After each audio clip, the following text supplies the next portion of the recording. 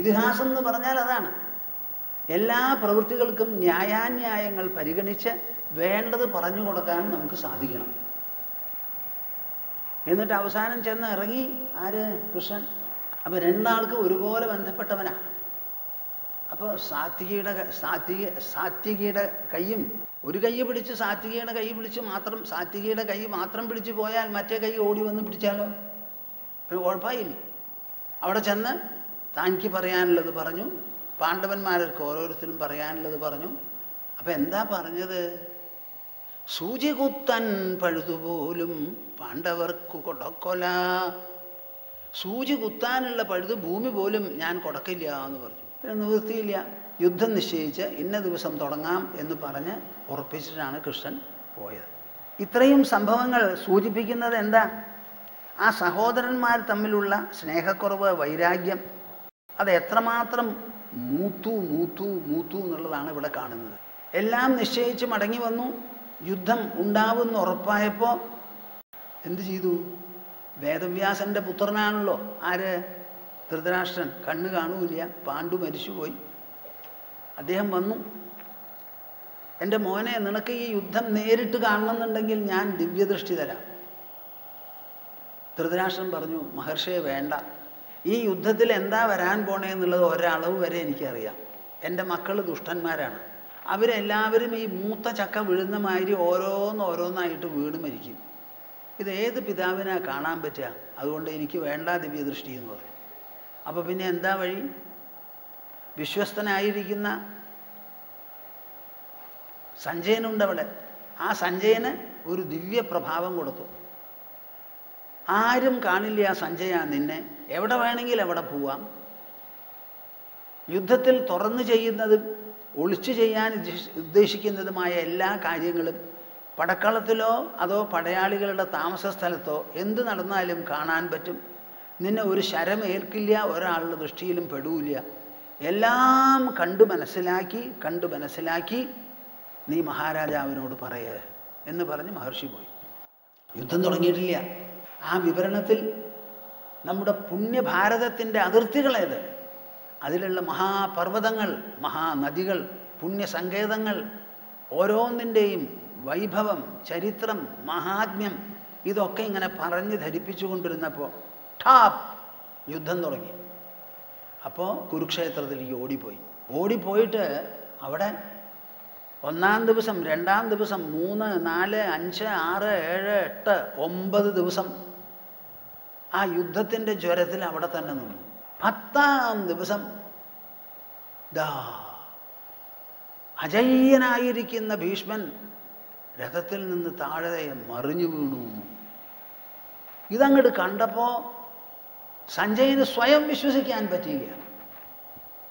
മനസ്സാകെ താളം തെറ്റി. എന്താ ഈ പറയുന്നത്? പ്രാജ്ഞം പരായണം.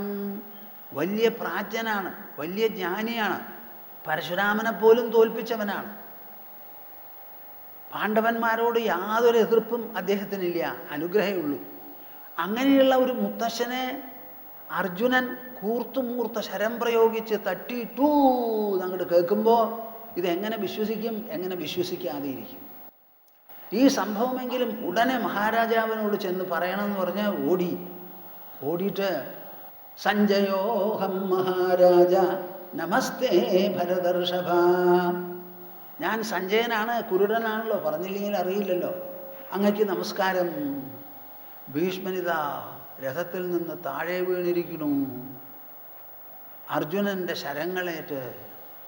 ഇതങ്ങോട്ട് കേട്ടപ്പോൾ ധൃതരാഷ്ട്രന് അതിലും വലിയ ഉൾമറിച്ചൽ. ഇതെങ്ങനെ സംഭവിച്ചു?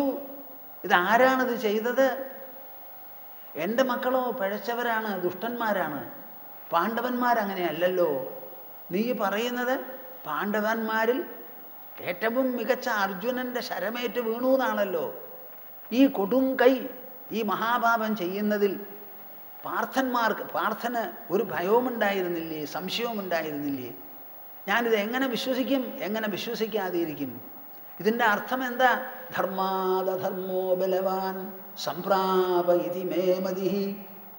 ധർമ്മത്തിന് ബലമില്ലാതെയായിരിക്കുന്നു, അധർമ്മമാണ് ബലവാൻ. ധർമ്മം ശക്തമായിരിക്കാം അടുത്ത കാലം വരെ, ഇപ്പം അധർമ്മം തന്നെയാണ് ശക്തം. എന്താ ഈ പറയണേ സഞ്ജയ?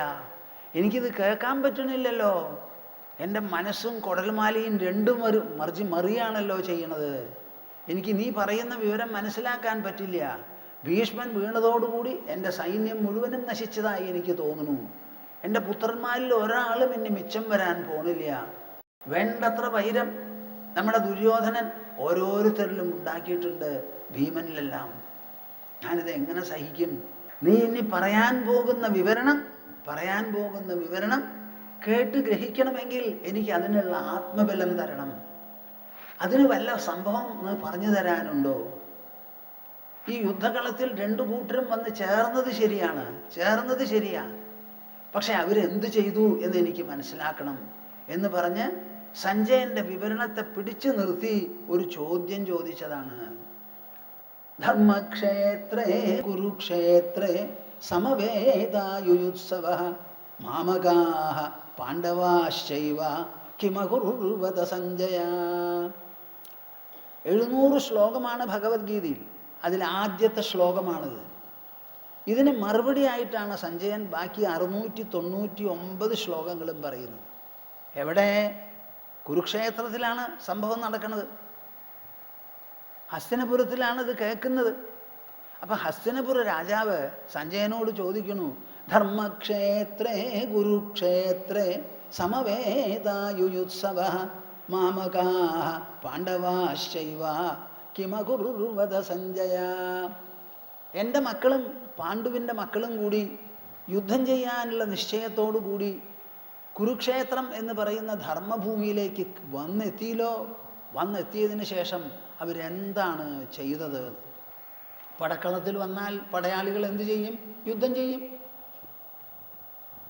യുദ്ധം ചെയ്തിട്ടാണല്ലോ 10-ാം ദിവസം ഭീഷ്മൻ വീണത്. അപ്പം അവരെന്താ ചെയ്തത് എന്നുള്ള ചോദ്യത്തിന് അർത്ഥം എന്താ? പലരും ഈ ശ്ലോകം വ്യാഖ്യാനിച്ച് പറയാറുണ്ട്. അത് ധർമ്മക്ഷേത്രമായിരുന്നു. അവിടെ വന്നപ്പോൾ യുധിഷ്ഠിരൻ്റെ ധർമ്മബുദ്ധി കുറച്ചും കൂടി എന്തെങ്കിലും മാറ്റം വന്ന് യുദ്ധം വേണ്ടെന്ന് പറഞ്ഞ് പോയോ എന്നൊക്കെയാണ്. അതെങ്ങനെയത്? യുദ്ധം തുടങ്ങി 10-ാം ദിവസമാണ് ഈ സംഭവം നടക്കുന്നത്. അപ്പം പിന്നെ കിമകുർവത എന്നുള്ളതിന് ചോദ്യം യുദ്ധം ചെയ്തോ ചെയ്യില്ലയോ എന്നല്ല. യുദ്ധം നടന്നിട്ടുണ്ട് അവിടെ. പക്ഷേ യുദ്ധമല്ലാതെ ചിലതും അവിടെ നടന്നു കാണും. എന്താ കാരണം? ഭീഷ്മനെ രഥത്തിൽ നിന്ന് തട്ടിമറിച്ചിട്ടു അർജുനൻ. ആ അർജുനന് ആരാധ്യനാണ്. കണ്ടമാത്രയിൽ ചെന്ന് നമസ്കരിച്ച് കാക്കൽ പിടിച്ച് അനുഗ്രഹം ചോദിക്കുന്നവരാണ് പാണ്ഡവന്മാർ. പാണ്ഡവന്മാർക്ക് ഭീഷ്മനോടോ ഭീഷ്മന് പാണ്ഡവന്മാരോടോ ഒരു തരത്തിലുള്ള വൈരവുമില്ല. ആ നിലയ്ക്ക് എങ്ങനെയാണ് പാർത്ഥൻ ഇതിന് പുറപ്പെട്ടത്? വല്ല വിഷമവും സങ്കടമൊക്കെ ഉണ്ടായി കാണണമല്ലോ. അപ്പം യുദ്ധം തുടങ്ങുന്നതിന് മുൻപ് യുദ്ധമല്ലാത്ത ചില സംഭവം എന്തെങ്കിലും അവിടെ നടന്നുവോ? അമ്പും വില്ലും പ്രയോഗിക്കുന്നതിന് പകരം അതിനു മുൻപ് എന്തെങ്കിലും ഈ വക കാര്യങ്ങളെക്കുറിച്ച് ധർമ്മചർച്ച നടന്നു അവിടെ? നടക്കാൻ സാധ്യതയുണ്ടോ? ഉണ്ട്. പാണ്ഡവന്മാർ ധർമ്മബുദ്ധികളായതിനാൽ അങ്ങനെ സംശയം വന്നാൽ അത് തീർക്കാൻ വല്ലവരും ഉണ്ടോ? ജ്യേഷ്ഠാനുജന്മാർ തമ്മിലല്ലാതെ ഉണ്ട്. കൃഷ്ണൻ ഇതാ അർജുനൻ്റെ തേരാളിയായിട്ട് പോയിരിക്കുന്നു. പോകുന്നതിന് മുൻപ് പറഞ്ഞിട്ടുണ്ട്, ഞാൻ ആയുധമെടുക്കില്ല, യുദ്ധത്തിൽ നേരിട്ട് പങ്കാളിയാവില്ല. പങ്കാളിയാകാതെ തേരാളിയായിരിക്കുകയാണപ്പോൾ. തേരാളിക്ക് എപ്പോഴും വലിയൊരു ധർമ്മമുണ്ട്. എന്താണ് ആ ധർമ്മം? അത് യുദ്ധം ചെയ്യുന്ന ആൾ രഥി എന്തെങ്കിലും മാനസികമായോ മറ്റു പ്രകാരത്തിലോ അവതാളത്തിൽ പെട്ടുപോയാൽ ആ ആളെ ഉയർത്താനും ഉണർത്താനും ഉത്സാഹഭരിതനാക്കാനും വേണ്ടി സാരഥി എന്തു വേണോ അതെല്ലാം പറഞ്ഞു കൊടുക്കാൻ അർഹതയുണ്ട്. തേര് തെളിച്ച് എവിടേക്കാണ് കൊണ്ടുപോകേണ്ടത്, എവിടെയാണ് ആക്രമിക്കേണ്ടത്, പ്രതിരോധം വേണ്ടത്, ഇതൊക്കെ ഈ തേരാളിക്ക് നിശ്ചയിക്കാൻ പറഞ്ഞു കൊടുക്കുകയും ചെയ്യാം. അപ്പോൾ കൃഷ്ണൻ ഒരാളവിടെയുണ്ട്. അദ്ദേഹം ഓൾറെഡി ഇപ്പോൾ തന്നെ പാണ്ഡവന്മാർക്ക് വേണ്ടത് പറഞ്ഞു കൊടുത്ത് നയിച്ചുകൊണ്ടിരിക്കുകയാണ്. അപ്പം ആ കൃഷ്ണൻ എടുത്ത് അർജുനൻ എങ്ങാനും ആവലാതി പറയേ, കൃഷ്ണൻ മറുപടി പറയേ, എന്തെങ്കിലും അവിടെ നടന്നുവോ? യുദ്ധവൃത്താന്തമാണല്ലോ ഇപ്പം എന്നോട് പറഞ്ഞത്. ആ യുദ്ധവൃത്താന്തം ആരംഭിക്കുന്നതിന് മുൻപ് എന്തെങ്കിലും ധർമ്മസംവാദം, ധർമ്മം അവിടെ നടന്നുവോ എന്നുള്ളൊരു ചോദ്യമാണ് ഈ ചോദിക്കുന്നത്. കിമകുർവത, എന്താണ് ചെയ്തത്? കുരുക്ഷേത്രം ഒരു ധർമ്മക്ഷേത്രമാണ്. ആ ധർമ്മക്ഷേത്രത്തിൻ്റെ സ്വാധീനം അത് കാണിക്കാതെ ഇരിക്കില്ല. അവിടെ നടക്കുന്നത് ധർമ്മമേ ആകൂ, അധർമ്മമാകില്ല. എൻ്റെ മക്കളാണെങ്കിൽ അധർമ്മികൾ, പാണ്ഡവന്മാരാണെങ്കിൽ ധർമ്മിഷ്ഠർ. ആ ധർമ്മിഷ്ഠർക്ക് പോലും ഇങ്ങനെ ഒരു കൃത്യം ചെയ്യാൻ ഒരു മടിയോ വിഷമമോ ഒന്നും ഉണ്ടായില്ലേ? ഉണ്ടായെങ്കിൽ അവരത് പ്രകടമാക്കിയോ? ആരോട്? അത് കേട്ട ആള് എന്താണ് മറുപടി പറഞ്ഞേ? ഈ കാര്യങ്ങളൊക്കെ എന്ന് പറഞ്ഞ് മനസ്സിലാക്കി തന്ന് എൻ്റെ മനസ്സിന് സമാധാനം വേണം എൻ്റെ സഞ്ജയ. ആ സമാധാനം ഉണ്ടാക്കി തന്നാൽ മാത്രമേ നീ യുദ്ധവൃത്താന്തം ഇനി പറയാൻ പോകുന്നത് എനിക്ക് കേൾക്കാൻ പറ്റൂ. ഇത്രയുമാണ് അതിൻ്റെ ഉദ്ദേശം. അപ്പോഴാണ് സഞ്ജയൻ പറഞ്ഞ്, ഇരുകൂട്ടരും അവിടെ വന്നു, ഇരുകൂട്ടരും വന്നു, ഓരോരുത്തരും വന്നു, എല്ലാവരും അവിടെ ഒത്തുകൂടി. അഭിജ്ഞാന മുദ്രകൾ, ഐഡൻറ്റിറ്റി കാർഡ് എല്ലാവർക്കും കൊടുത്തു. എന്നിട്ട് അവർ ഉഭയസമ്മതത്തിന് വേണ്ടി ഒരു ചാർട്ടർ എഴുതി ഉണ്ടാക്കി. എന്തൊക്കെ ആയിരിക്കണം ഈ ധർമ്മത്തിന് വ്യവസ്ഥ എന്ന് അതും എഴുതി ഒപ്പിട്ടു. അതൊക്കെ കഴിഞ്ഞിട്ട് അർജുനൻ കൃഷ്ണൻ തേരോടിച്ച് അവിടേക്ക് അങ്ങോട്ട് വന്നു നിന്നു. അപ്പോഴാണത് ഉണ്ടായത്. ആയിട്ടില്ല, അതിന് മുമ്പ് നടന്ന വർത്തമാനവും പറയുന്നുണ്ട്. അത് ഞാൻ നിങ്ങളോട് സംസാരിക്കാം അതിനെപ്പറ്റി. ഇതെന്തിനാ ഞാൻ ഇതൊക്കെ പറഞ്ഞത്? ഞാൻ പറഞ്ഞത് ഭഗവത്ഗീത എന്ന് പറയണത് ഒരു ഭരണശാസ്ത്ര സംഹിതയാണ്. അത് മതഗ്രന്ഥമല്ല. പടക്കളത്തിൽ വെച്ചാണ് സംസാരം നടന്നത്, സംവാദം നടന്നത്. പടക്കളത്തിൽ എന്താ നടക്കുക? പടസംബന്ധിച്ച കാര്യങ്ങളാണ് നടക്കുക. മതം എന്ന് പറയുന്നത് ഭഗവാനോട് നമുക്ക് അടുക്കാനും അടുപ്പിക്കാനുമുള്ള കാര്യങ്ങളെക്കുറിച്ച് സമാധാനാന്തരീക്ഷത്തിൽ സംസാരിക്കും. ഒരു ക്ഷേത്രത്തിൽ വെച്ച് മതകാര്യങ്ങൾ സംസാരിക്കാം. പടക്കളത്തിൽ വെച്ച് എന്തിനു സംസാരിക്കണം? അത് വളരെ പ്രധാനമായിട്ടുള്ളൊരു കാര്യമാണ്. ഇത് മതഗ്രന്ഥമല്ല, പിന്നെ എന്ത് ഗ്രന്ഥ? അർജുനൻ യുദ്ധം ചെയ്യില്ല എന്ന് പറഞ്ഞ് പിൻവാങ്ങിയപ്പോൾ ഇതിൻ്റെ പിൻവാങ്ങൽ ശരിയല്ല എന്ന് വ്യക്തമായി ഉപദേശിച്ചുകൊണ്ട് അതിനുള്ള കാര്യകാര്യങ്ങളെ പറഞ്ഞ് മനസ്സിലാക്കി ജീവിതത്തിൻ്റെ മനുഷ്യ വ്യക്തിത്വത്തിൻ്റെ ഒരു അപഗ്രഥനം, ലോകത്തിൻ്റെ ഘടന എന്താണെന്നൊക്കെ പറഞ്ഞ് മനസ്സിലാക്കി തസ്മാദ് യുദ്ധ്യസ്വ ഭാരത, തസ്മാദ് യുദ്ധ്യസ്വ ഭാരത, അതുകൊണ്ട് അർജുന യുദ്ധം ചെയ്യൂ, അതുകൊണ്ട് അർജുന യുദ്ധം ചെയ്യൂ. യുദ്ധം ഒഴിവാക്കാൻ പറ്റില്ല, പറ്റില്ല, പറ്റില്ല. നിന്റെ തീരുമാനം ശരിയല്ല, ഇത് ശരിയല്ല, ഇന്ന കാരണങ്ങൾ എല്ലാം വെട്ടി തുറന്ന് പറഞ്ഞ് ഇടയ്ക്കിടയ്ക്ക് വിശ്വരൂപം കാണിച്ചപ്പോൾ പോലും പറയുന്നുണ്ട്, യുദ്ധസ്വജേതാസി രണേ സപത്നാൻ. ആ വിശ്വരൂപം കാട്ടിക്കൊടുത്തിട്ട് പറയാണ്, നോക്കൂ, ഇതാ ഈ ശത്രുക്കളൊക്കെ അവിടെ വന്ന് നിൽക്കുന്നുണ്ട്, അവരായിട്ട് പടപൊരുതൂ, നീ കങ്കേമനായി തീരണം, ജയിക്കണം എന്നൊക്കെ അവിടെയും പറയും. അവസാനം അർജുനൻ പറയണു, അങ്ങ് പറഞ്ഞതെനിക്ക് മനസ്സിലായി, നഷ്ടോ മോഹ സ്മൃതിർ ലബ്ധ ത്വത് പ്രസാദാൻ മയാച്യുത സ്ഥിതോസ്മി ഗതസന്ദേഹ കരിഷ്യേ വചനം തവ. എന്നെ മോഹമൊക്കെ പോയി, ഭ്രമമൊക്കെ പോയി, എനിക്ക് മനസ്സിന് സ്ഥൈര്യം വന്നു. അങ്ങ് പറഞ്ഞതൊക്കെ കേട്ടു, മനസ്സിലാക്കി. കൃഷ്ണൻ ചോദിക്കുക, പറഞ്ഞത് കേട്ടുവോ, ചിന്തിച്ചു നോക്കിയോ, തീരുമാനത്തിലെത്തിയോ എന്ന്. ഞാൻ അങ്ങ് പറഞ്ഞ മാതിരി തന്നെ യുദ്ധം ചെയ്തോളാം. ഒരു മഹാഭാരത യുദ്ധമല്ല, ഒരു ഡസനോ ഒരു സ്കോറോ ചെയ്യാം എന്നിങ്ങനെ ഉറപ്പിച്ച് പറയും. അങ്ങനെയാണ് ഈ സംവാദം അവസാനിക്കുന്നത്. അപ്പോൾ നിങ്ങൾ പറയൂ എൻ്റെ അടുത്ത്, ഇതൊരു മതഗ്രന്ഥവും മതകാര്യങ്ങളാണോ ഇവിടെ ചർച്ച ചെയ്യുന്നത്? അതോ ഭരണം ദുഷിച്ചു പോയിരിക്കണു? മഹാഭാരതം മുഴുവൻ ചിത്രീകരിക്കുന്നത് എന്താ? മഹാഭാരതം മുഴുവൻ ചിത്രീകരിക്കുന്നത് ഒരൊറ്റ കാര്യമാണ്. ഹസ്തിനപുരം എന്ന് പറയുന്ന ആ രാജവംശം, ശ്രീരാമൻ്റെ രാജവംശം സൂര്യവംശമാണ്. പാണ്ഡവന്മാരുടെ ഭീഷ്മൻ്റെയൊക്കെ ചന്ദ്രവംശമാണ്. ഈ സൂര്യവംശം ചന്ദ്രവംശം എന്ന് പറയുന്ന രണ്ട് വംശത്തിലെ രാജാക്കന്മാരാണ് നമ്മുടെ രാജ്യം ദീർഘകാലം ഭരിച്ചത്. അതിൽ സൂര്യവംശത്തിൽപ്പെട്ട ഇക്ഷ്വാകു, രഘു, അജൻ മുതലായിട്ടുള്ളവരെല്ലാം ഉള്ളതിലാണ് ശ്രീരാമൻ്റെ കഥ. ഇതോ ഹസ്തിനപുരം. ആ ഹസ്തിനപുരത്തിൽ ഉണ്ടായ സംഭവങ്ങൾ എന്ത്? എഡ്വേർഡ് ഗിബ്ബൺ ഒരു പുസ്തകം എഴുതിയിട്ടുണ്ട്, the decline and fall of Roman empire. ഞാനിത് പറയാറുള്ളത് decline and fall of the Kuru dynasty. കുരുവംശത്തിൻ്റെ അധപ്പതനവും നാശവുമാണ് മഹാഭാരതത്തിൽ ചിത്രീകരിച്ചിരിക്കുന്നത്. അതിൻ്റെ ഭാഗമായി എന്തെല്ലാം നടന്നുവോ എവിടെയെല്ലാം നടന്നുവോ അതും ഭംഗിയായിട്ട് വിവരിച്ചിട്ടുണ്ട്. എല്ലാം ചരിത്രമാണ്. അപ്പോൾ ഈ ഭഗവത്ഗീത നമുക്ക് അവതരിപ്പിക്കുന്നത് ധൃതരാഷ്ട്രൻ ഇരുകൂട്ടരും അവിടെ വന്ന് എന്ത് ചെയ്തു എന്നൊരു ചോദ്യത്തിന് മറുപടി ആയിട്ടാണ് ഭഗവത്ഗീതയുടെ തുടക്കം.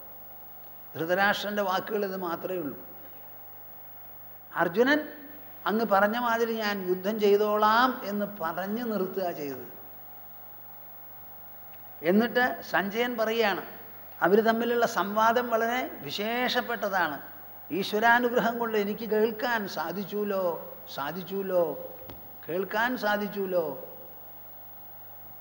എനിക്ക് പറയാനുള്ളത്, എവിടെ യോഗേശ്വരനായ കൃഷ്ണനുണ്ടോ, ഗാണ്ഡീവം പൊക്കിപ്പിടിച്ച് എന്തും ചെയ്യാൻ തയ്യാറായി നിൽക്കുന്ന അർജുനനും എവിടെയുണ്ടോ, അവിടെ മാത്രമേ ധ്രുവാ നീതിർ മതിർമമ, ശരിയായ ധർമ്മം, നീതി, യുക്തി, അഭിവൃദ്ധി, വികാസം എല്ലാം ഉണ്ടാവുള്ളൂ. അവർ രണ്ടുപേരും ഉള്ള സ്ഥലത്ത് മോക്ഷം ഉണ്ടാവുമെന്നല്ല പറഞ്ഞത്. നമുക്കും നമ്മുടെ രാജ്യത്തിലെ അഴിമതികളൊക്കെ മാറി നമ്മൾ ശുദ്ധമാവണം, നല്ല സമ്പന്ന രാഷ്ട്രമാകണം എന്നുണ്ടെങ്കിൽ എന്തു വേണം? ഇതുപോലെയൊക്കെ വേണം.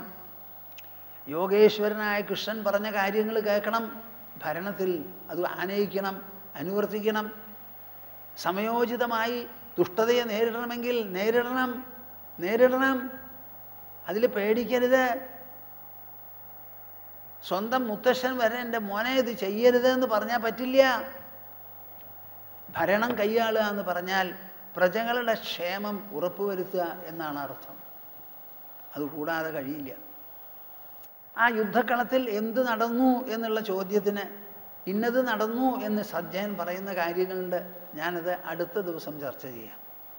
നോക്കൂ, ഭഗവത്ഗീത എന്ന് പറയുന്നത് ഒരു ചരിത്ര ഗ്രന്ഥമാണ്. ഞാൻ എന്തിനാതിങ്ങനെ പറയുന്നത്? കുറേ കാലമായി പറയുന്നതാണ്. 60 കൊല്ലമായി ഞാൻ ഭഗവത്ഗീത പ്രതിപാദിച്ചു കൊണ്ട് നടക്കണു, വിദേശത്തിലും ഇവിടെയായിട്ട്. അപ്പോൾ എനിക്ക് ഭഗവത്ഗീതയോടൊരു കടപ്പാട് തോന്നുക. ആ ഭഗവത്ഗീത എന്ന് പറയുന്ന ചിന്താഗതി രചിച്ച നമ്മുടെ പൂർവികരോടും നമ്മുടെ പുണ്യഭൂമിയോടും അതേമാതിരി ഒരു പ്രതിബദ്ധത തോന്നും. ഇത് മതഗ്രന്ഥമാണെന്ന് പറയുമ്പോൾ ലോകത്തിൽ മറ്റാൾക്കും ഇത് വായിക്കാൻ തോന്നില്ല. അവർക്ക് അവരവരുടെ മതങ്ങളുണ്ട്. അപ്പോൾ മതഗ്രന്ഥം എന്നുള്ള തെറ്റിദ്ധാരണ മാറ്റി ഇതൊരു ചരിത്ര ഗ്രന്ഥമാണ്, ഒരു ഭരണശാസ്ത്ര സംഹിതയാണ് എന്ന് പറഞ്ഞ് മനസ്സിലാക്കുമ്പോൾ അവരെല്ലാവരും ഇതെടുത്ത് വായിക്കാൻ നോക്കും. നമ്മുടെ അധ്യാത്മ അംബാസിഡർമാർ ചുരുങ്ങിയത് 25 രാജ്യത്തിലേക്ക് അയക്കണം നമ്മളായിട്ട് എന്നാണ് എൻ്റെ മനസ്സിലെ അഭിപ്രായം. ഭഗവത്ഗീതയുടെ ഒരു പ്രത്യേകം കോപ്പി അടിച്ചുണ്ടാക്കി അവർക്ക് സമ്മാനിച്ച് കുറച്ചൊരു വിവരണവും നൽകിയിട്ട് വേണം നമ്മൾ അയക്കുന്ന ദൂതന്മാർ മടങ്ങി വരാൻ. ഇതെല്ലാം നടക്കണമെങ്കിൽ നമ്മുടെ പ്രധാനമന്ത്രിയുടെയും വിദേശമന്ത്രിയുടെയും അനുമതിയും സപ്പോർട്ടും നമുക്ക് വേണം. അപ്പോഴേക്കും ഇതപ്പോൾ ഈ അസാധൂകരണം നടന്നില്ലേ നോട്ടിൻ്റെ, ആ ബഹളത്തിൽ എല്ലാവർക്കും ഇപ്പോൾ വലിയ വിഷമമാണ്. അപ്പം അവരുടെ ഒരു സമ്മതത്തോടു കൂടി ആഗോള വ്യാപകമായിരിക്കുന്ന ഒരു ഗ്ലോബൽ ഗീതാ സംരംഭം ഒന്ന് നടത്തണം ന്യൂഡൽഹിയിൽ. അതിൽ വിദേശികളെ എല്ലാവരെയും വിളിക്കണം, അതിനുള്ള സൗകര്യങ്ങൾ ഉണ്ടാവണം. ഭഗവത്ഗീതയെക്കുറിച്ച് പ്രസക്തമായ ഒരു ചർച്ച നടത്തണം. എന്നിട്ട് അവരുടെ ശ്രദ്ധ, എന്നിട്ടോ ഭാരതം ഭഗവത്ഗീത എന്ന് പറയുന്ന ചരിത്ര ഗ്രന്ഥത്തെ നമ്മൾ 5000 ചില്ലാനം കൊല്ലമായത് കാത്തു സൂക്ഷിച്ചു വരികയാണ്. എവിടെ? നമ്മുടെ ഹൃദയത്തിലും മനസ്സിലും പ്രതിപാദനത്തിലുമെല്ലാം.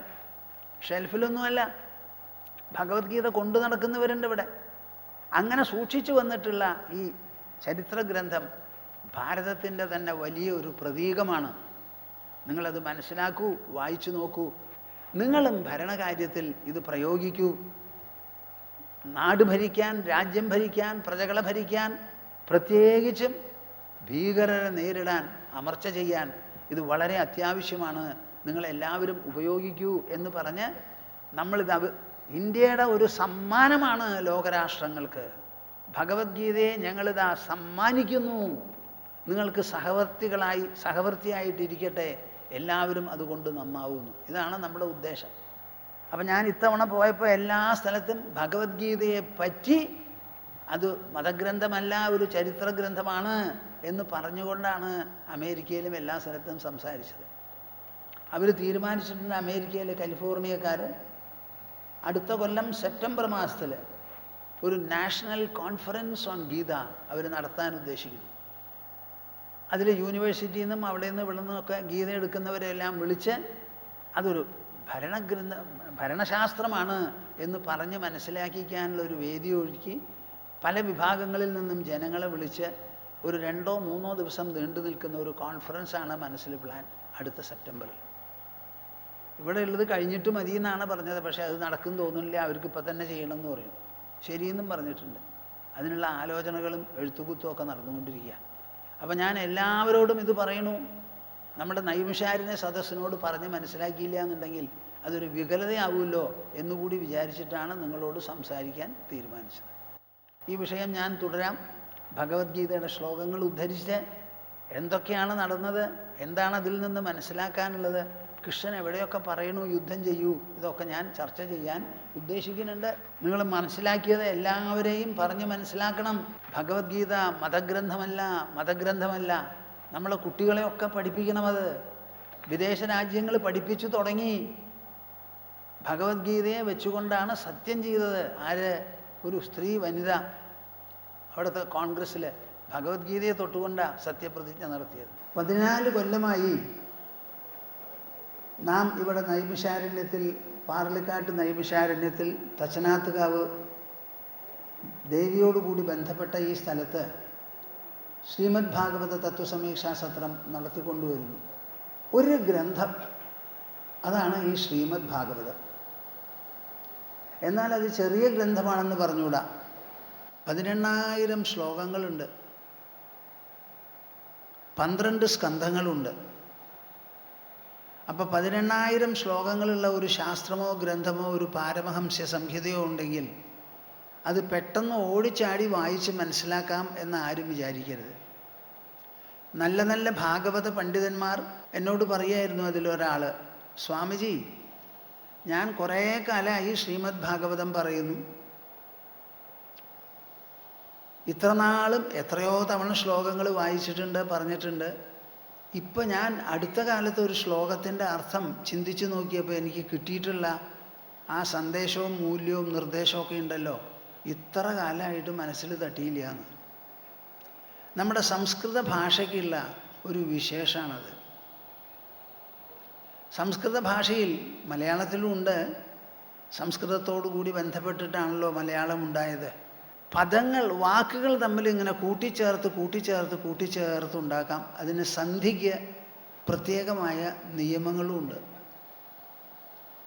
അങ്ങനെ വിശേഷപ്പെട്ട നിയമങ്ങളാണ്. പാണിനിയാണ് സൂത്രരൂപേണ ഇതിനെല്ലാറ്റിനും കൂടി നല്ല ഒരു വ്യാകരണം, അന്നേ വരെയുള്ള വ്യാകരണത്തെക്കാളൊക്കെ മികച്ച ഒരു വ്യാകരണം അദ്ദേഹം എഴുതിയത്.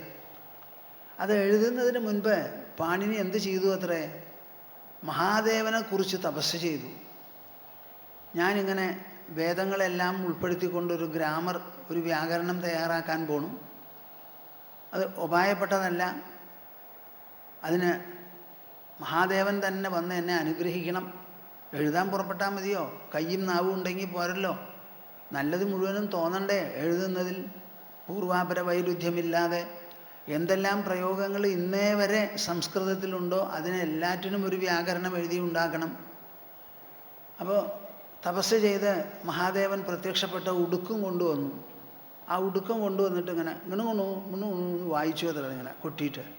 അതിൽ നിന്നാണത്രേ പാണിനിക്ക് മാഹേശ്വര സൂത്രങ്ങൾ എന്ന് പറഞ്ഞ് സൂത്രം കിട്ടിയത്. 48 അക്ഷരമാണ് സംസ്കൃതത്തിൽ. മലയാളത്തിൽ 51 അക്ഷരമുണ്ട്. ആ 48 അക്ഷരങ്ങളെയും പലതരത്തിൽ പരാമർശിക്കാനുള്ള, ഏതക്ഷരത്തിനെ വേണമെങ്കിൽ പരാമർശിക്കാം, അതിനുള്ള ചില സൂത്രങ്ങളൊക്കെ ഗ്രഹിച്ചുകൊണ്ടാണ്. ആ ഈ ഉൺ, ഏ ഓങ്, ഐ ഔച്ച്, ഇങ്ങനെയൊക്കെയാണ് ആ സൂത്രങ്ങൾ പോകുന്നത്. അപ്പോൾ ഈശ്വരനെ സേവിച്ച് തപസ് ചെയ്ത് തൃപ്തിപ്പെടുത്തി ആ ഈശ്വര പ്രസാദത്തോടും അനുഗ്രഹത്തോടും കൂടി സങ്കീർണവും ഗംഭീരവുമായിട്ടുള്ള കർമ്മങ്ങൾക്ക് പുറപ്പെടുക എന്നുള്ളത് നമ്മുടെ ഒരു പാരമ്പര്യവും ഒരു പൈതൃകവുമാണ്. വളരെ വിശേഷപ്പെട്ടതാണ്. തപസ് എന്ന് പറഞ്ഞാൽ തപസ് തന്നെ.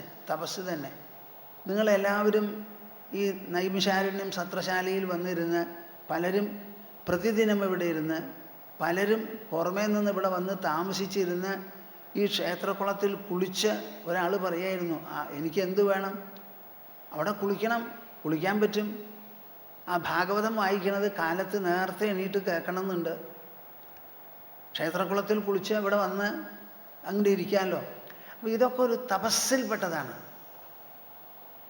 നമ്മൾ ചെയ്യുന്ന പതിവ് കാര്യങ്ങളിൽ ചിലത് വേണ്ടാന്ന് വെച്ചാൽ തപസ്സായി. ഒരിക്കലിരിക്കുക, പട്ടിണി ഇരിക്കുക, ഉപവാസം ഇരിക്കുക, അതൊക്കെ തപസ്സാ. ഒരു ദിവസം ആരോടും മിണ്ടില്ല, മൗനം. പിന്നെ ചെയ്യാത്ത പ്രവൃത്തി ചെയ്യുക, അതെന്താ? ഇപ്പം ഭാഗവതമാണെങ്കിൽ ഭാഗവതം ഞാൻ പ്രതിദിനം 10 അധ്യായം വായിക്കും, 5 അധ്യായം വായിക്കും. അതും ഒരു തപസ്സാണ്. അപ്പോൾ ചെയ്യുന്നത് ചിലത് വേണ്ടെന്ന് വയ്ക്കുക, ഉപേക്ഷിക്കുക. ചെയ്യാത്ത ചിലത്, പതിവ് ചെയ്യാത്ത ചില സംഗതികളെ ഉൾപ്പെടുത്തുക. ഇത് രണ്ടുമാണ് തപസ്സിൻ്റെ സ്വഭാവം. ഒരാൾ പറയണ കേട്ടു, ഞാൻ കാലത്ത് എണീറ്റ് ചായ കുടിക്കുന്നതിന് മുൻപ് വിഷ്ണു സഹസ്രനാമം ഒരു തവണ നല്ലോണം ജപിക്കും, എന്നിട്ടേ ഭക്ഷണം കഴിക്കുള്ളൂ എന്ന്.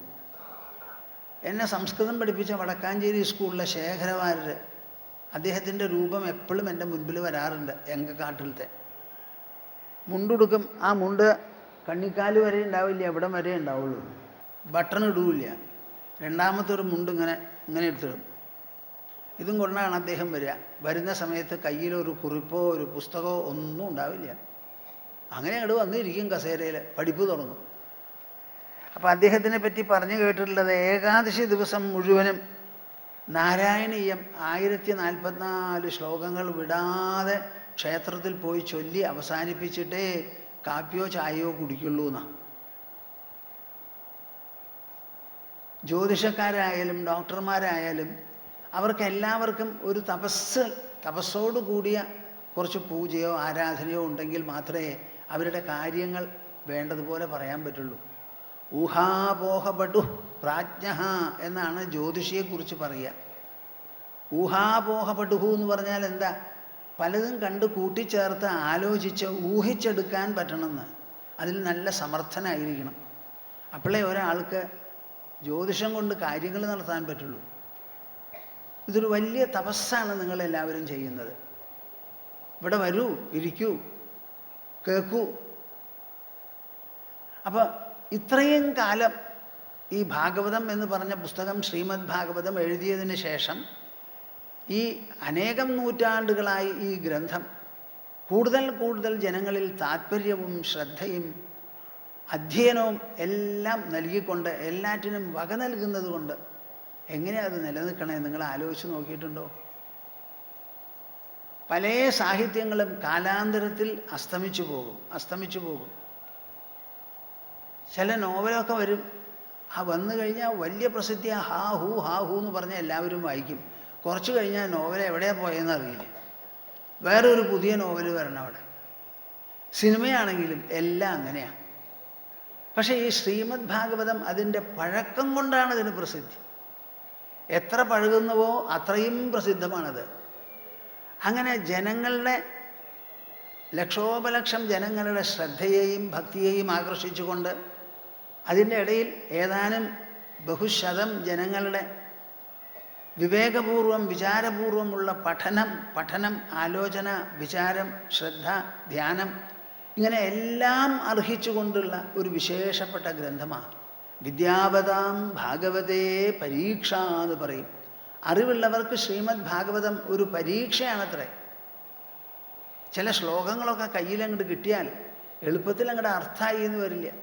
വളരെ ആലോചിക്കണം. അന്വയം കിടക്കണത് ആദ്യത്തെ വരിയുടെ ഒരു പദം കഴിഞ്ഞാൽ അതിൻ്റെ രണ്ടാമത്തെ പദം കിടക്കുന്നത് 4ാമത്തെ വരിയിലാവും. അങ്ങുമിങ്ങും കിടക്കുന്ന പദങ്ങളെ കൂട്ടിച്ചേർത്ത് ഒന്നാക്കുന്നത് അന്വയം എന്ന് പറയാറുണ്ട്. അപ്പം അതിനൊക്കെ വക നൽകി. എത്ര വിശേഷപ്പെട്ടതാ! ആദ്യത്തെ ശ്ലോകത്തിന് തന്നെ ശരിക്ക് വിവരണം നൽകാൻ ആരുണ്ടെന്നാ ചോദിക്കണേ. ജന്മാദ്യസ്യ യതോന്വയാദിതരതഃ ചാർത്ഥേഷ്വഭിജ്ഞസ്വരാട്. ആ ശ്ലോകത്തിന് പെട്ടെന്ന് അർത്ഥം പറയാൻ പറ്റില്ല. അപ്പോൾ വളരെ വിശേഷപ്പെട്ട ഒരു ഗ്രന്ഥമാണത്, ഒരു ശാസ്ത്രം. ആ ശാസ്ത്രം നിങ്ങളങ്ങോട്ട് വായിച്ചു തുടങ്ങി അതിൽ കുറേയൊക്കെ ഇടപാട് വന്നു എന്നുണ്ടെങ്കിൽ നിങ്ങളുടെ മനസ്സിൽ നിന്ന് അത് പോവില്ല. ഭഗവാനും ഭഗവത് ചിന്തയും ഭഗവതാരാധനയും എല്ലാം തന്നെ നിങ്ങളുടെ മനസ്സിലും ബുദ്ധിയിലും ആലോചനാ വിഷയമായി തീരും. അതാണ് ഈ ശ്രീമദ് ഭാഗവതത്തിൻ്റെ വിശേഷം. സദ്യോ ഹൃദ്യവരുദ്ധ്യതേത്ര കൃതിഭിഃ ശുശ്രൂഷുഭിസ്തക്ഷണാത്. ഈശ്വരഃ സദ്യോ ഹൃദ്യവരുദ്ധ്യതേ അത്ര കൃതിഭിഃ ശുശ്രൂഷുഭിസ്തക്ഷണാത്. നിങ്ങൾ ആരെങ്കിലും ഈ വരികൾ ശ്രദ്ധിക്കുന്നുണ്ടോ എന്ന് ഞാൻ സംശയിച്ചു പോവാണ്. ഈശ്വരനെ ഹൃദയത്തിൽ അവരോധിക്കാൻ സാധിക്കും ഈ ശ്രീമദ് ഭാഗവതം കേട്ടുകൊണ്ടിരുന്നാൽ. ഇത് കേൾക്കുക വേണ്ടത്, വായിക്കുന്നതിനേക്കാൾ ഏറെ കേൾക്കണം. വായിച്ച് മുഴുവനാക്കുന്നത് എളുപ്പമല്ല. ശുശ്രൂഷുഭിഃ തക്ഷണാത്. അത് കേൾക്കുന്നത് കൊണ്ട് പെട്ടെന്ന് എങ്ങും വ്യാപിച്ചിരിക്കുന്ന ആ പരമകല്യാണനിധിയായ ശ്രീഹരിയെ നമ്മുടെ ഹൃദയത്തിൽ അവരോധിക്കാൻ സാധിക്കും. സദ്യോ ഹൃദ്യ അവരുദ്ധ്യതേത്ര. ആർക്ക്? കൃതിഭിഃ, പുണ്യവാന്മാർക്ക്. ആരാ ഈ പുണ്യവാൻ എന്ന് പറഞ്ഞ? പാപമില്ലാത്തവർ. എന്താ ഈ പാപം? അന്യനെ എന്തെങ്കിലും തരത്തിൽ ഉപദ്രവിക്കുക, പരദൂഷണം, പരോപദ്രവം, പരാപവാദം, ഇതൊന്നും ഒരിക്കലും ചെയ്യരുത്. നമ്മുടെ മനസ്സിലും വരരുത്, വാക്കിലും വരരുത്, പ്രവൃത്തിയിലും വരരുത്. ലണ്ടനിൽ നിന്ന് ഒരു കുട്ടി, ചെറുപ്പകാലം മുതൽക്ക് ഞാനായിട്ട് പരിചയപ്പെട്ടൊരു കുട്ടിയാണ്. എങ്ങനെയാണ് പരിചയം ഉണ്ടായതെന്ന് വെച്ചാൽ, ഞാൻ ജംഷഡ്പൂരിൽ പോകുമ്പോൾ 5:45 മണിക്കാണ് ആദ്യമൊക്കെ കാലത്തെ ക്ലാസ് എടുത്തുകൊണ്ടിരുന്നത്. അപ്പോൾ ഒരു ദിവസം ഒരു കുട്ടി അവിടെ വന്നിരിക്കുന്നു. അവന് വയസ്സെത്രയായി ഉണ്ടാവും? 10 വയസ്സോ മറ്റും. 2-3 ദിവസം വന്നപ്പോൾ ഞാൻ ചോദിച്ചു, കുട്ടി ഇവിടെ വരുന്നുണ്ടല്ലോ, ഞാൻ എടുക്കുന്നത് ഉപനിഷത്തും കാര്യങ്ങളാണ്, നിനക്കിത് മനസ്സിലാവുന്നുണ്ടോ? മുഴുവൻ മനസ്സിലാവണില്ല. എന്നാൽ പിന്നെ എന്താ അങ്ങോട്ട് വരണത്? വൈകുന്നേരം ഒട്ട് കാണൂല. അപ്പോൾ ചോദിച്ചു ഞാൻ, വൈകുന്നേരം എനിക്ക് ഹോംവർക്ക് ഉണ്ടെന്ന്. ആ കാലത്ത് വന്ന് കേൾക്കണത്. അപ്പം ശ്രദ്ധ വെച്ച് കേൾക്കും. അങ്ങനെ ആയപ്പോൾ പിന്നെ കുറേശ്ശെ കുട്ടികൾ വേറെ ചിലരും വന്നു തുടങ്ങി. അങ്ങനെ ഞാനായിട്ട് വളരെ ഒരു ഭക്തിയും അടുപ്പമാണ് ആ കുട്ടിക്ക്. എന്നാൽ എന്നോട് അധികം മിണ്ടുകയില്ല. സംശയങ്ങൾ ചോദിക്കുക, ചോദ്യങ്ങൾ ഉന്നയിക്കുക, ആ വക സംഗതികളേ ഇല്ല. അവനിപ്പോൾ ബ്രിട്ടനിലാണ്. ബ്രിട്ടനിലെന്ന് പറഞ്ഞാൽ പോരാ, അവിടെ ഡിഫൻസ് ഡിപ്പാർട്ട്മെൻറ്റിലാണ്. അപ്പോൾ army chief, air force chief, navy chief ഇവരൊക്കെ ആയിട്ട് നേരിട്ട് സമ്പർക്കം നടത്തി അവർക്ക് പല കാര്യങ്ങളും നേടിക്കൊടുക്കാനുള്ള പ്രയത്നങ്ങളിലൊക്കെയാണ്. വലിയ സെക്യൂരിറ്റിയൊക്കെ ഉള്ള ആളാണ്. അപ്പോൾ അയാൾക്ക് ഞാൻ സ്വാമിജിയുടെ അടുത്ത് നിന്ന് ഒരു മന്ത്രം മേടിച്ച് ജപിച്ചുകൊണ്ടിരുന്നു. അത് കുട്ടിക്കാലത്ത്, ചെറുപ്പകാലത്താണ്. ഇപ്പം എനിക്ക് വയസ്സായി. അപ്പോൾ എൻ്റെ ഉദ്ദേശങ്ങളും ലക്ഷ്യങ്ങളും ഒക്കെ മാറി. ഞാൻ പതിവായിട്ട് ധ്യാനിക്കുന്നവനാണെങ്കിലും എനിക്ക് മോക്ഷം കിട്ടാനുള്ള അങ്ങേയറ്റത്തെ ജ്ഞാനത്തിനുള്ള മന്ത്രം തന്നെ വേണം. ഇപ്പം എന്താ വേണ്ടേ? വരൂ ആശ്രമത്തിലേക്ക്. നോമിനലായിട്ട് ജപിക്കണത് മന്ത്രത്തിലുള്ള മാറ്റം മാത്രമല്ലേ ഉള്ളൂ. അവൻ എല്ലാ സ്ഥലത്തും വരും. ഞങ്ങൾ ചിലപ്പോൾ അമേരിക്കയ്ക്ക് വരൂ സഹായിക്കാൻ എന്ന് പറയുമ്പോൾ അവിടേക്കും വരും. ഇത്തവണ കൽക്കട്ടയിൽ വന്നിറങ്ങി. കൽക്കട്ടയിൽ നിന്ന് നമ്മുടെ നിർവിശേഷാനന്ദ സ്വാമിജിയും കൂട്ടരും വരുമ്പോൾ സഹായിക്കാനായി അവിടുന്ന് കൊച്ചിയിൽ വന്നിറങ്ങി 2 ദിവസം താമസിച്ച് പോകും. അതിൻ്റെ ഇടയിലാണ്. അപ്പം ഞങ്ങളവിടെ ആശ്രമത്തിലൊരു മുറിയുണ്ട്. എന്ത് മുറിയാണ്? ഒരു സൗണ്ട് പ്രൂഫായിട്ട് എയർ കണ്ടീഷൻ്റെ ഒരു മുറിയുണ്ട്, ദീക്ഷ കൊടുക്കാൻ വേണ്ടി, ധ്യാനിക്കാൻ. അപ്പം അവിടെ ചെന്ന് വരൂ എന്ന് പറഞ്ഞ് അവൻ വന്നു. എൻ്റെ അടുത്ത് വന്ന് നിന്നു. എന്നിട്ട് അവൻ പറയുക, സ്വാമിജി ഞാൻ എന്തോ പറയാൻ പോണു, പക്ഷേ ഇത് മുൻകൂട്ടി ഞാൻ റിഹേഴ്സ് ചെയ്തിട്ടില്ല, എന്താ വായിന്ന് വരാൻ പോണേന്ന് അറിയില്ല എന്ന് പറഞ്ഞിട്ട് പറയുക. പറഞ്ഞ കാര്യം എന്തോ ആവട്ടെ, കുറച്ചൊന്ന് സൂചിപ്പിക്കാം. 40 കൊല്ലമായി ഞാൻ സ്വാമിജിയായിട്ട് പരിചയപ്പെടുന്നു. എനിക്ക് അച്ഛനമ്മമാർ, സഹോദരന്മാർ, സഹോദരിമാർ, വിവാഹം കഴിച്ചപ്പോൾ ഭാര്യ, കുട്ടികൾ, അങ്ങനെ സംഗാതിമാർ, പല ബന്ധങ്ങളും ഉണ്ട്. അതുപോലെ ഒരു ബന്ധമല്ല സ്വാമിജിയായിട്ട് എനിക്കുള്ളത്. ഈ 40 കൊല്ലമായിട്ടുള്ള ഈ ബന്ധം ഞാൻ മറ്റെല്ലാ ബന്ധങ്ങളെക്കാളും വിശേഷപ്പെട്ടതായിട്ട് പരിരക്ഷിച്ചു പോരുന്നു. എൻ്റെ ജീവിതത്തിൽ ഇതാണ് ഏറ്റവും പ്രധാനം, മുഖ്യം. ഒരു സഹോദരനുണ്ട്. ആ സഹോദരൻ ഒരു പ്രഗണിക്കാരനാണ്. അത് പറയാൻ പറ്റില്ല. അപ്പം എനിക്ക് ഇതാണ് ഞാൻ നിങ്ങളോട് പറയാൻ പുറപ്പെട്ടത്. ഞാൻ ഒരൊറ്റ ആളെ ഒരു വിധത്തിലും മനസ്സുകൊണ്ട് ദ്വേഷിക്കുകയോ വെറുക്കുകയോ ചെയ്തിട്ടില്ല. എൻ്റെ സഹോദരനോടുമില്ല എനിക്ക് വെറുപ്പ് എന്ന്. അവൻ എന്നോട് പറഞ്ഞതിൽ ഒരൊറ്റ വാചക, എൻ്റെ മനസ്സിൽ ഒരു വിധത്തിലുള്ള കലവറയില്ല, ഒരാളോടും എനിക്ക് ഒരു വിധത്തിലുള്ള വെറുപ്പോ വിദ്വേഷമോ ഉപദ്രവ ഫീലിങ്ങോ ഒന്നുമില്ല എന്ന് പറയുക. ഞാനിത് എന്തിനാ പറഞ്ഞത്? ഇതാണ് ഈ പാപമില്ലാതെയാവുക എന്ന് പറഞ്ഞത്. ഒരിക്കലും നിങ്ങൾക്ക് ആരെയും കുറ്റം പറയാൻ തോന്നരുത്. പരസ്വഭാവ കർമാണി ന പ്രശംസേത് ന ഗർഹയേത്. അതാണ് നമുക്ക് ആവശ്യം. അപ്പം തന്നെ എല്ലാവരും പുണ്യവാന്മാരും പുണ്യശ്ലോകരും പുണ്യവതികളും ആവണം. അതിന് ഒരു ദിവസം കൊണ്ടാവില്ല, 10 ദിവസം നമുക്ക് അതിനൊരു വേദി ഒരുക്കി കൊടുക്കുക. ഞങ്ങളുടെ സ്വാമിജി, നിർവിശേഷാനന്ദ സ്വാമിജി എപ്പോഴും 15 ദിവസമോ 1 മാസമൊക്കെ ഒരു റിട്രീറ്റ് എടുക്കും, ജംഷഡ്പൂരിലും ഡൽഹിയിലും ഒക്കെ. ആ ഒരു 2 ആഴ്ച ആ ക്ലാസ്സിലങ്ങോട്ട് ഇരുന്ന് സദാ ഗുരുജന സംസർഗം, കാലത്തും വൈകുന്നേരവും എല്ലാം, വീടും വീട്ടുചിന്തയൊക്കെ കംപ്ലീറ്റ് ആയിട്ട് മനസ്സിൽ പോയി അവിടെ കഴിഞ്ഞുകൂടിയാൽ അതിന് വല്ലാത്തൊരു സ്വാധീനമാണ്. അതിനിപ്പോൾ ചെറുപ്പക്കാരൊക്കെ വരുന്നുണ്ട്. ചെറുപ്പക്കാർ, ഉദ്യോഗസ്ഥന്മാർ ഞങ്ങൾക്ക് വരണം. അമേരിക്കയിൽ നിന്ന് വരുന്നവർ, മലേഷ്യയിൽ നിന്ന് വരുന്നവർ, ലണ്ടനിൽ നിന്ന് വരുന്നവർ പലരുമായിട്ട് വന്നു കൂടുക. അപ്പം അതൊരു തപസ്സാണിത്. ഈ 10 ദിവസത്തെ പ്രോഗ്രാം ഇവിടെ നടത്തുന്നത് 1 ദിവസമോ 2 ദിവസമോ ആയാൽ നിങ്ങൾക്കതിൻ്റെ ആശാസ്യ ഫലം കിട്ടില്ല. അത് വേണ്ടതുപോലെ ആവണമെങ്കിൽ 10 ദിവസം തന്നെ വേണം. അപ്പോൾ ഇവിടെ നിങ്ങളെല്ലാവരും വന്നിരുന്ന് തപസ് ചെയ്യണു. അതിൻ്റെ ഫലമായി എനിക്ക് തോന്നുന്നു നിങ്ങളുടെ മനസ്സ് കൂടുതൽ കൂടുതൽ പുണ്യമായിരിക്കും. പാപം നീങ്ങി. എന്താ ഈ പാപം? ഒരാളെ പറ്റിയും ഒന്നിനെ പറ്റിയും, പാമ്പ് തവളയെ പിടിക്കും, തവളയെക്കുറിച്ചോ പാമ്പിനെക്കുറിച്ചോ 2 വിധത്തിലും നിങ്ങൾക്ക് മനസ്സിന് വിഷമമുണ്ടാവരുത്. ഈശ്വരൻ സൃഷ്ടിച്ച ലോകത്തിൽ എന്തെല്ലാം വൈരുദ്ധ്യങ്ങളുണ്ടോ ആ വൈരുദ്ധ്യങ്ങളെല്ലാം സാമഞ്ജസ്യങ്ങളാണ് എന്ന് നിങ്ങൾക്ക് തോന്നണം.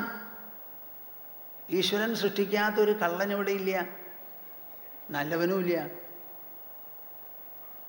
പരീക്ഷിത്ത് പാമ്പിനെ കൊണ്ടിട്ടത് എന്തിനാ? അത് കഴിഞ്ഞതിന് ശേഷം പ്രായോപവേശം ഉണ്ടായി, മോക്ഷം കിട്ടിയത് എങ്ങനെയാ? എന്തിനാ? അപ്പോൾ ഒന്നിലും ഒരു വിഷമം നമുക്ക് തോന്നരുത്. പരമകല്യാണ നിധിയാണ് ശ്രീഹരി. നിത്യോത്സവോ ഭവേത്തേഷാം നിത്യശ്രീർ നിത്യമംഗളം യേഷാം ഹൃദിസ്ഥോ ഭഗവാൻ മംഗലായതനം ഹരിഹി. ഈ ഒരു ശ്ലോകം നിങ്ങൾ പഠിച്ച് വീട്ടിൽ കുറിച്ച് വെച്ച് എല്ലാവരോടും പറഞ്ഞു കൊടുക്കണം. എന്തിനാ ഈ ഭഗവത് ഭജനം? നിത്യോത്സവോ ഭവേത്തേഷാം. പറയണോ? നിത്യോത്സവോ. എന്ത് പറയല്? നിത്യോത്സവോ. പോരാ, ഈ സദസ്സിന് ഒത്ത ശബ്ദമായില്ല. നിത്യോത്സവോ. ഇതുവരെ എവിടെയായിരുന്നു നിങ്ങളുടെ നാവ്? നിത്യോത്സവോ ഭവേത്തേഷാം നിത്യശ്രീ നിത്യമംഗളം യേഷാം ഹൃദിസ്ഥോ ഭഗവാൻ മംഗലായതനം ഹരി. എന്താ ഈ ശ്ലോകത്തിൽ പറയണത്? മംഗളത്തിനെല്ലാം ഇരിപ്പിടമായ ശ്രീഹരിയെ ആര് ഹൃദയത്തിൽ നിർത്തുന്നുവോ അവർക്ക് നിത്യോത്സവോ ഭവേത്തേഷാം. അവർക്ക് നിരന്തരം ഉത്സവമാണ്. ബാക്കിയുള്ള ഉത്സവം ആന, പൂരം, കൊമ്പ്, കുഴല്, ചെണ്ട, പഞ്ചവാദ്യം അങ്ങനെയൊക്കെയാണ്. ഇവിടെ നമ്മുടെ ഹൃദയത്തിൽ ഹരിയെ പ്രതിഷ്ഠിച്ചാൽ ആ പ്രതിഷ്ഠയിൽ നിന്ന് ഹരി നിർമ്മിച്ചതാണ് ഈ ലോകം. വാദ്യഘോഷങ്ങളൊക്കെ അദ്ദേഹം മൂലം ഉണ്ടായിരിക്കുന്നത്. അപ്പോൾ സർവ്വതും സൃഷ്ടിച്ച ഭഗവാനെ ഹൃദയത്തിൽ പ്രതിഷ്ഠിക്കാൻ സാധിച്ചാൽ നിരന്തരമായിട്ടുള്ള ഉത്സവമാണെന്ന്. നിത്യശ്രീ, ശ്രീ വിട്ടുപിരിയില്ല. നിത്യമംഗളം, സുഖവും ദുഃഖവുമല്ലാതെ സുഖദുഃഖാതീതമായിരിക്കുന്ന മംഗലാവസ്ഥ വിട്ടുപിരിയില്ല. നമ്മളെ എപ്പോഴും അതിൽ ആറാടിക്കൊണ്ടിരിക്കാം. യേഷാം ഹൃദിസ്ഥോ ഭഗവാൻ, ആർക്കാണോ ഭഗവാൻ ഹൃദിസ്ഥനായിരിക്കുന്നത്, മംഗലായതനം ഹരി. ഒന്ന് ചൊല്ലൂ ഈ ശ്ലോകം. കാലത്തെണ്ണീട്ട് ചൊല്ലുക, ഉച്ചയ്ക്ക് ചൊല്ലുക. എപ്പോഴെങ്കിലും വിഷമം വരുമ്പോൾ ഈ ശ്ലോകം അങ്ങോട്ട് ചൊല്ലിയാൽ മതി. അത് ഉറക്കം ചൊല്ലണം, അപ്പോഴേ പറ്റുള്ളൂ. ഉറക്കം ചൊല്ലി പറയുന്നത് നമ്മൾ കേൾക്കണം. ചിലരിങ്ങനെ ജപിക്കും. നല്ല പാട്ടുകാരോട് ചോദിച്ചു, അതെ നിങ്ങളിങ്ങനെ പാടുന്നുണ്ടല്ലോ, പാട്ട് കേൾക്കുന്നുണ്ടോ? അയ്യോ ഞങ്ങൾ കേൾക്കണില്ല. അതെന്താ അത്? അപ്പം പാടുന്നത് ശരിയാവുന്നുണ്ടോ എന്ന് എങ്ങനെ അറിയും കേൾക്കാഞ്ഞാ? പിറ്റേ ദിവസം മുതൽക്ക് കേട്ടു തുടങ്ങി, അവരുടെ പെർഫോമൻസ് തന്നെ മാറി എന്നാണ് പറയുന്നത്. അപ്പം നമ്മൾ പറയുമ്പോൾ, ശ്ലോകം പറയുമ്പോൾ, ചൊല്ലുമ്പോൾ നമ്മളത് കേൾക്കണം. അത് വളരെ പ്രധാനമാണ്, ഏറ്റവും പ്രധാനമാണ്. എൻ്റെ അടുത്ത് ഒരാൾ വന്ന് പറഞ്ഞു, ഇവിടെ സത്രങ്ങളൊക്കെ നടക്കുന്നുണ്ട്, ഭാഗവതം പ്രഭാഷണം പ്രവചനമൊക്കെ നടക്കുന്നുണ്ട്. പക്ഷേ ഇത് ഞങ്ങൾക്ക് ഒരു അനുഷ്ഠാനത്തിന് വേണ്ടി എന്താ സ്വാമിജി ഒന്നും പറഞ്ഞു തരാത്തതെന്ന്. അപ്പോഴാണ് ഞാൻ ഒരു കൊല്ലം ശ്ലോകങ്ങൾ ചൊല്ലിപ്പിച്ച് തുടങ്ങിയത്. അപ്പോഴേക്കും നമുക്ക് വിഷ്ണു സഹസ്രനാമം വിശ്വയജ്ഞ മഹോത്സവമായി. അപ്പോൾ വിഷ്ണു സഹസ്രനാമം പറഞ്ഞു കൊടുക്കാൻ തുടങ്ങി ഈ ഇടവേളയിൽ. ആ വിഷ്ണു സഹസ്രനാമം 1000 നാമങ്ങളുള്ളത് ജപിക്കൂ. അത് മഹാവിഷ്ണുവിൻ്റെ പര്യായ ശബ്ദങ്ങളാണെങ്കിലും പറയുന്നത് നമ്മളാണ്. മഹാവിഷ്ണു നമ്മുടെ സങ്കല്പമാണ്. ആ പേരുകളൊക്കെ നമ്മൾ ഉണ്ടാക്കിയതാണ്. നമ്മുടെ മനസ്സിലും നമ്മുടെ നാവിലും ഉദിച്ചിട്ടുള്ളതാണ് ഈ വാക്കുകളെല്ലാം. അതിനെല്ലാറ്റിനും അർത്ഥമുണ്ട്. ഈ വാക്കുകൾ എന്തിനു വേണ്ടിയിട്ടാണ് നമ്മൾ ഉണ്ടാക്കിയത്? നമ്മുടെ ആവശ്യങ്ങൾ നിറവേറാൻ. അപ്പം നിങ്ങൾക്ക് എന്തെല്ലാം വിഷമങ്ങളാണെങ്കിൽ വിഷമങ്ങൾ, അഭിലാഷങ്ങളാണെങ്കിൽ അഭിലാഷങ്ങൾ ഉണ്ടോ, അത് പരിഹരിക്കാനും അത് നിറവേറ്റാനും ഒക്കെയുള്ള വിശേഷപ്പെട്ട ഒരു സൂത്രമാണ് ഈ വിഷ്ണു സഹസ്രനാമം. അതിങ്ങനെ ജപിക്കൂ. നിങ്ങൾക്ക് ഐശ്വര്യം വേണോ? ശ്രീധര, ശ്രീകര, ശ്രേയ, ശ്രീമാൻ, അത് കുറേ ജപിച്ചു നോക്കൂ നിങ്ങൾ. ധൈര്യവും പരാക്രമമാണ് വേണമെന്നുണ്ടെങ്കിലോ അതിനുള്ളതുമുണ്ട്. മാനം വേണമെങ്കിൽ അത്, എന്തെല്ലാം വേണോ അത് മുഴുവനും അതിലുണ്ട്. അവസാനത്തെ ശ്ലോകം എന്താ? അതിലെന്താ പറയണത്? അവസാനത്തെ നാമം സർവപ്രഹരണായുധ.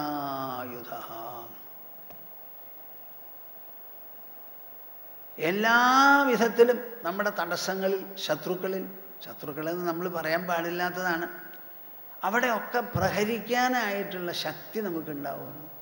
ഇപ്പം മഹാവിഷ്ണുവിൻ്റെ നാമം ഉറക്കം തൂങ്ങികളാക്കാനല്ല, സർവപ്രഹരണായുധ, എല്ലാ വിധത്തിലും പ്രഹരിക്കാനുള്ള ആയുധമാണത്.